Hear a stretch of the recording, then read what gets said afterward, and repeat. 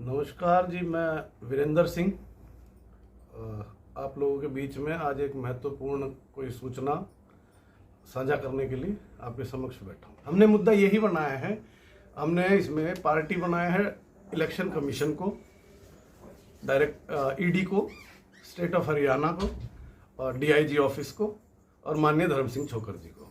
हमारा मुद्दा ये था। आरोप क्या है?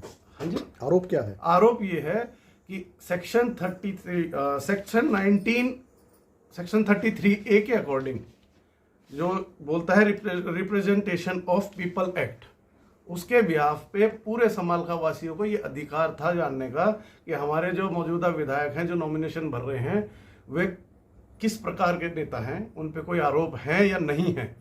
तो राइट टू इंफॉर्मेशन एक्ट के अकॉर्डिंग उनको ये स्थानीय सभी लोगों को बताना था। यदि वो किसी केस में लिप्त थे तो उनको अखबार में भी प्रदर्शित करना था कम से कम 2 बार। परंतु उन्होंने नॉमिनेशन फॉर्म में डाला कि मेरे पास कोई केस नहीं है, मैं किसी केस में लिप्त नहीं हूँ। जैसा कि मैंने आपसे बताया, हाई कोर्ट से पिछले 6 महीने से वे फरार हैं। हाई कोर्ट के ऑर्डर हैं, सख्ताई से इन्हें जल्दी से जल्द गिरफ्तार किया जाए।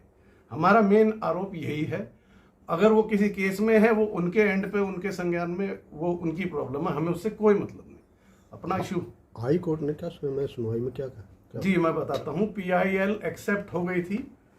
एक्सेप्ट होने के बाद कल तारीख थी, कल की तारीख में हाई कोर्ट ने सभी को लंबित किया था।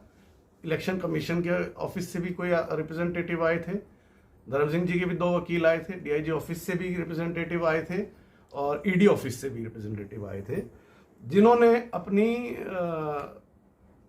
उसमें अपनी दलील में बताया कि जो धर्म सिंह छोकर जी हैं वे उनको पकड़ नहीं पा रहे क्योंकि वो उनकी कैचिंग में नहीं आ पा रहे हैं। वे जब भी उन्हें देखने जाते हैं, ढूंढने जाते हैं तो वो नहीं मिलते, जिसके एवज में जज साहब को हमने पर्याप्त सबूत पेश कर रखे हैं।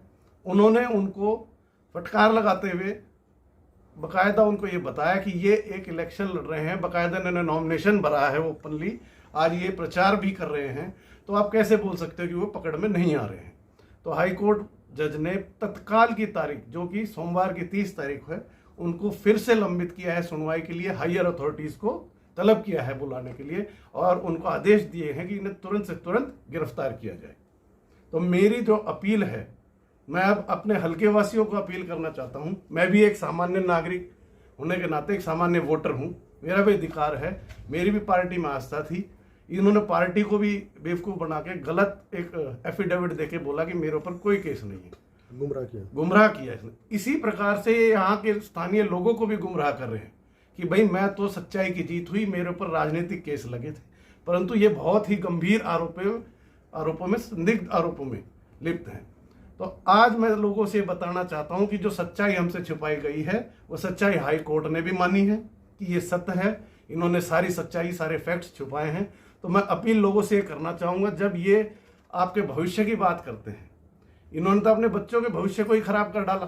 बच्चे भी जेल में हैं, उनको भी संदिग्ध आरोपों में इन्होंने लिप्त करा दिया, उनको भी क्रिमिनल बना दिया। तो ये आज आने वाले समय में समाल के भविष्य को कैसे उज्जवल कर सकते हैं, जिनके हाथ में खुद अपने घर के भविष्य को उज्जवल करना नहीं रहा, खुद बचना इनके बस की नहीं रहा।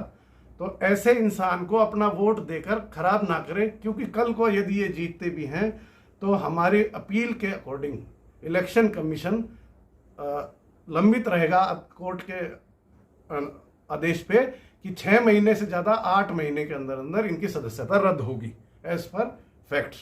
तो अपने वोट को खराब ना करें और सही दिशा में अपना वोट डालें। धन्यवाद।